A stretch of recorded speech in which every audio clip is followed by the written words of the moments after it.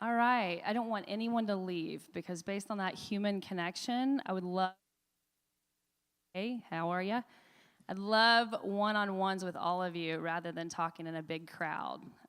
That's really important. But Lisa was last, Alisa's now, and the Lisa is next, or B Lisa, or then C Lisa comes on. So, skip your lunch, and a lot of Lisas are going to be in the room. So there's a lot of slides, and I'm going to cover as much as possible. But yesterday, Joshua Bingaman and Amy Simmons was in the room. Can I get a raise of hands of who heard their speech by chance? Awesome. Yeah, good people, really amazing people. And there was two takeaways that were phenomenally resonant in and connected to the talk I'm having today. One, Joshua talked about authenticity, and Amy spoke about not ever wavering from peer pressure or letting it drive your business or your decisions. Those two folks, I've been in Austin 23 years, have been consistently who they are from day one. And what I'm going to talk to you about today is truly about defining who you are, understanding the importance of your message, and how that will inform your brand. So we also heard from Dawn earlier about a word that I was going to ask you, and we'll see how you resonate with it. But the cool part about what I'm sharing today is only 5 years old. 5 years. And it's only based on a decade of research from anthropologists. So as small business owners, which is my heart space, we have big agencies with big budgets and forming big corporations on a whole host of things. And even just today, they're just now discovering how to apply the value of what I'm sharing today. So it's less about telling you what you have to do, because you guys know a lot about the products and services you've created. It's about figuring out who you are and how that's going to impact it. So the importance of that is to generate loyal clientele, create consistency in your message, and realize that every one of you are actually your brand. Less about your products and your logo and your services, which is kind of cool. Brands, brands, brands, every one of you. So let me make sure I get the slider right, too, because that's new. So okay. We got to go back and forth. I got to figure out. There's a lot of things to cover today. So why is your brand important? This time, in this age, why I wear a Shinola watch, why I have Danskos on, why I shop at Nordstrom, why I drive a Volvo, all have a meaning and a message behind those important pieces. And we're at a time in all industry where we have to have a deeper connection to our products, and it has to have a deeper meaning. And through that, we have a responsibility for businesses to demonstrate a higher self-integrity and a higher self of accountability. Seems like an easy task. It will after we share how we get about and figure that out.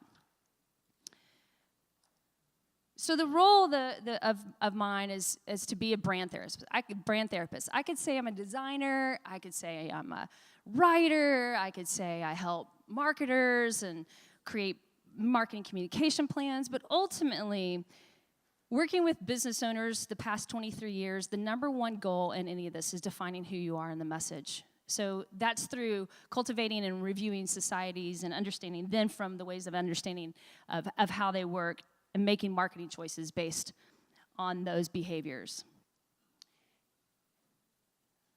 So, I'm not sure why this slide's not working.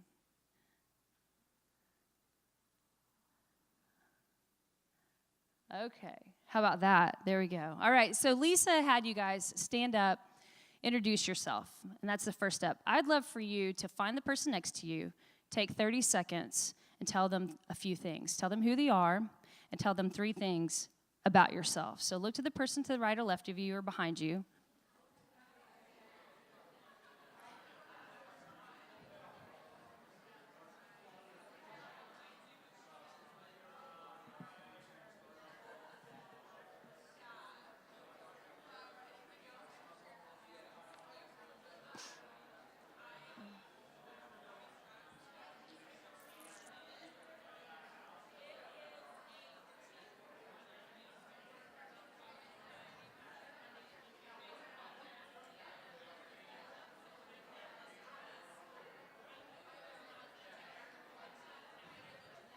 And now let the other person share if they haven't.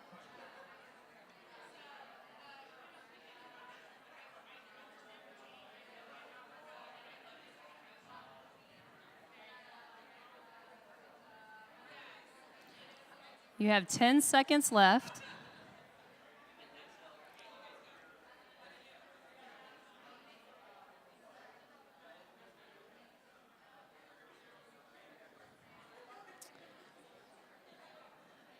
Okay.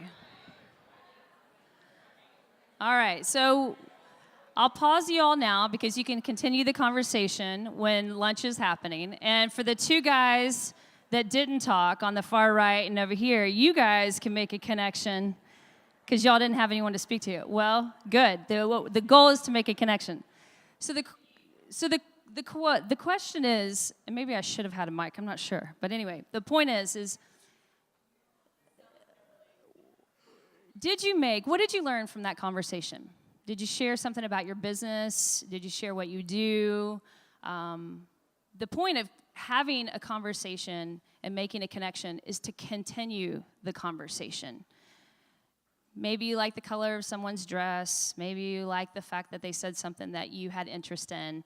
The most important piece of that puzzle is, do you want to know more? And how will you take that conversation further? This is exactly what's going to happen with clients and customers. Do they want to know more, and what are they connecting to? And how are you connecting to them? Maybe based on what you're saying, or maybe based on how you're saying it.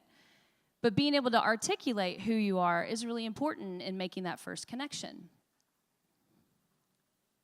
So we've all heard you have one chance to make a first impression.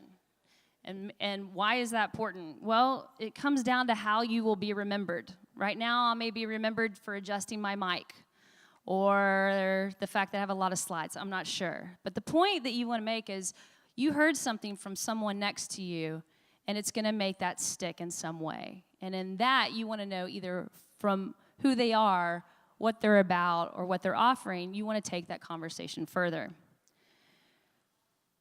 So the number one goal, and Lisa spoke about this around the emotional side, we've kind of heard it a lot of different ways, is to make the connection a place to continue the conversation. They're critical. Connections are relationships, and they create business opportunity.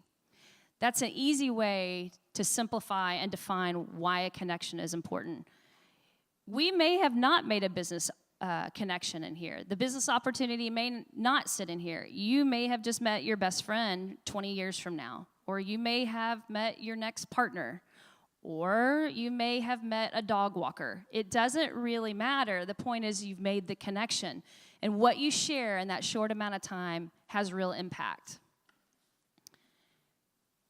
So wow, that's a fun thing to think. What are brands? Most of us think that brands are logos, our business cards, our websites. We've all heard that, it's a combination of all of those things. Brands are an emotional response.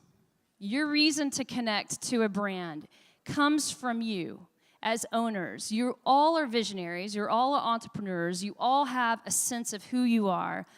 The impact of your human characteristic, the value of who you are, the story you have to share, then impacts your service and your product. And then we get into the application of what it looks like and how it's designed and all of those things. A lot of people say you've got to do this. Today, we're going to talk about how you find out who you are, if that's not clear in your business right now. Most importantly, the feelings that come up from that space will really, from an integrity standpoint, show the essence of who you are and display that for loyal clientele. So it's really, really important. So I always like to say, move out of the heart, move out of the head and into the heart. Heart, heart, heart. Feeling, feeling, feeling. Your association to a brand is about a feeling. How you're moved by something. I will tell you, I could speak all day about Shinola as a company. I love their brand because they're about their people. There's reasons for that, and that's my loyalty to them. So in this struggle that we've all had, I've been there myself. We have to think about of all the business folks that you've talked to or people you've connected to, over the 23 years of working with business owners, 100% of them struggle with their message. And not always do we have the ability to hire a PR firm or a marketing team or a brand company. We struggle with that first stage. We always think about, I need a logo, I need a website, but we've forgotten where that comes from. What's the source of that? So when you go to write a bio or you create an ad or you're writing that paragraph on your website, what do you often do? Go to the competitors to see how they wrote it. You take insight into a company that you like and you infuse some of that language if you're not a writer. You're borrowing, constantly borrowing. So when you look in the mirror every morning, why would you want to see someone else when you can see yourself? Truly. You have the ability to see yourself. Your story, who you are, is as important as someone else. Maybe they got to it in a different way. Maybe they struggled and had failures along the way to figure out how they got to that message. But the time is not necessarily to borrow. Yeah, there's insight and images and competitive differentiations and those sorts of things. But you can figure out your message for you. So obviously to connect, we need to know who you are. I've said it. I'll probably knock it with a nail into the wall many times over. But when we're thinking about public figures and corporate brands, the one thing that they've done, the majority of them, the ones that are successful, have remained consistent with not altering who they are along their path.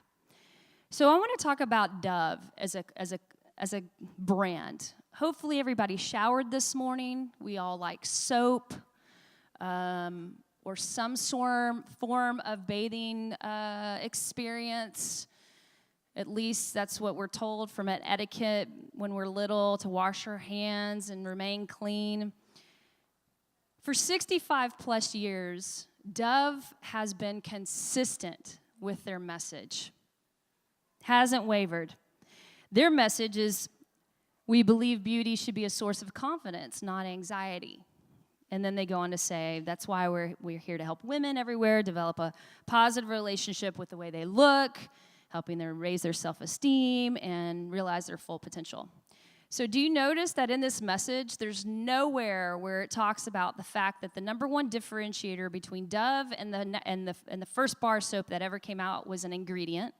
They never told you how clean you're going to get. They never told you what's going to happen with the soap when you do that thing you do with the soap. Leave your stories to yourself. They just focus on its promise and how their message. And then you have to ask yourself, where does that go in ads? What does that show? Visually, what do you see?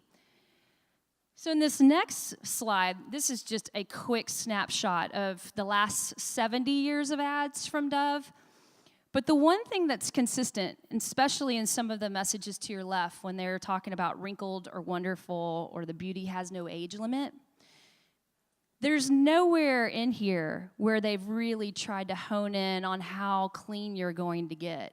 They've really done a great job in many of their campaigns explaining that no matter your size, no matter your age, no matter your color, you're confident, and we're going to sell confidence. We're going to show the beauty of you.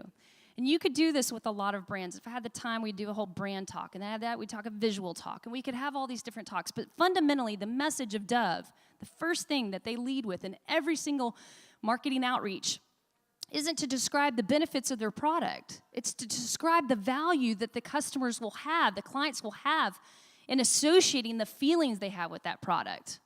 So a lot of people don't know then, well, how do I find that out? So in order to discover the brand of you, I think in 2 talks ago, just with Don, he brought up a word that I wasn't expecting anyone to bring up. Who has heard of the word archetype? Raise your hands before Don spoke. Awesome. So in a lot of the words of archetype, it usually is in the foundation of drama and theater and movies, creating storylines for how certain characters are going to roll out and play out. Well, in the relationship, when I talk about that 5-year-old knowledge around the importance of an archetype in your brand, it's only within the last literally few years that the archetype has come to reality for brands.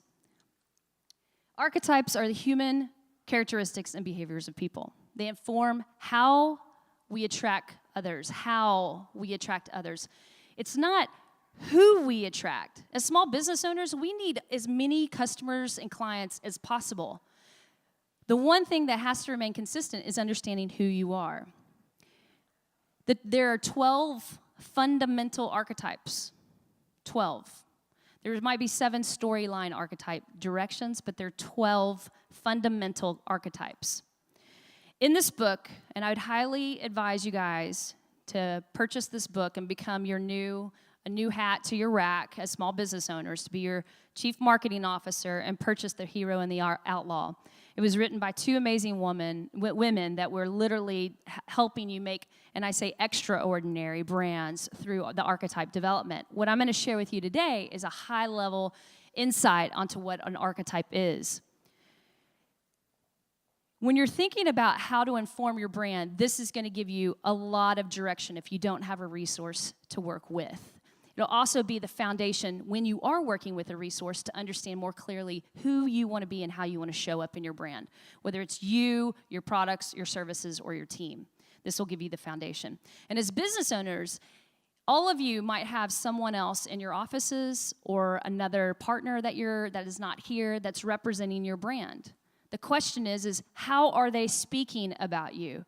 What are they saying? How are they representing your brand? And is it consistent? And I will tell you, 100% of the time, it's inconsistent. With as many business owners that I've worked with and putting the same owners in the same room, asking them the same questions, you'll get a different message. And it's really important that no matter your partner level, the visionaries, the entrepreneurs, the leaders in your business, or your team, all of them are critical to making sure that the message is consistent. So you can quickly identify archetypes. You may have already done that in your exercise of meeting people. They're the folks that they show up in all experiences. So I say this, the person that dominates a work conversation, tells a joke in every response, the person that might be one step away from a sexual harassment, charge in an office, someone that gives unsolicited advice. They're like, okay, enough, thank you, appreciate it. The office mom that's bringing some sort of cupcake in, like, I got y'all. Or the person, this is the one that for small businesses, like, you should do this. You should do this. You should do this product. This product is the one for you. Well, gosh, if Amy's Ice Cream took advice way back when and said they want to be some farm-to-market flavor profile thing, they wouldn't be Amy's Ice Cream talking about how emotionally they connect to the business every time you walk in so you can escape from the feelings of stress or a date or worry or a wedding. There's an emotional piece there. So if you haven't defined your message, don't let others do it for you. So in this archetypes of people, I'm jumping ahead. These are public personas. The goal in this slide is for you all to find one person that represents you. So if you didn't have words on the right-hand side of those images and you saw people like, the Dalai Lama or Madonna, and I wish you could see FDR, the sovereign, or Hugh Hefner as the lover, FDR as a citizen, Stephen Hawking is in the bottom left-hand corner as the explorer. You've got Einstein as a magician. Those 12 archetypes have 4 sub-archetypes under them. So actually, there's 60 total archetypal people. And inside of that book, it'll give you a very clear description and characteristics, and it'll help you figure out ways to use it. So if we go through these slides, and you looked at just high level the strengths and weaknesses, or the strengths and challenges that each archetype has, once you've recognized, okay, you may be Madonna, and you may be Stephen Hawking, and you may be FDR, and you think about that, think about those feelings and how they would be associated to your services and brands. The language and how those would come to life. So even when we're switching through and you think of, Walt Disney, his perfectionism is balanced with his imagination. You may find yourself in some of these words in different ways. And of course, this PowerPoint will be available, so I want to get through as much as I can. But in each of these experiences, MLK, the temptation of power is also balanced with his faith.